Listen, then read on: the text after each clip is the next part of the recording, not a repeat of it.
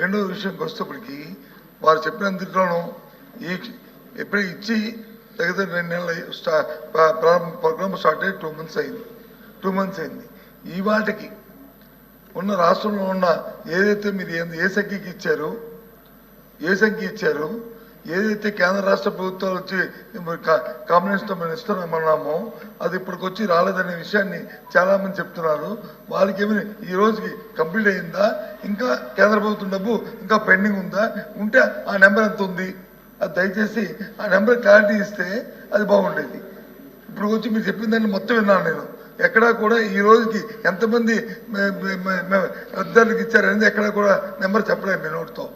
దాంతోపాటు కేంద్రం ఎంత గ్యాప్ ఉందనేది ఆ నెంబర్ కూడా చెప్పలే. దయచేసి ఆ ఇన్ఫర్మేషన్ చెప్పండి, లేకపోతే పంపించండి. మంత్రి గారు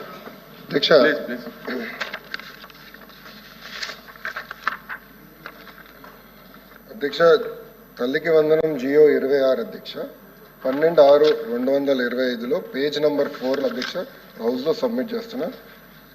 దాంట్లో చాలా స్పష్టంగా anyone among the household members employed in any central state government service PSU or getting government pension post retirement are not eligible. Sanitation workers are exempted in totality. Adhyaksha, nenu koncham misread chesanu, my apologies Adhyaksha.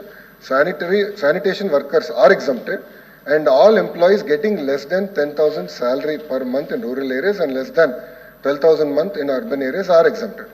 Sanitation workers కి 100% exemption ఇచ్చారు అధ్యక్ష. జియో మీకు ఇప్పుడే అప్పుడు దానికి 12,000 10,000 అనే other employees అధ్యక్ష, other employees అధ్యక్ష.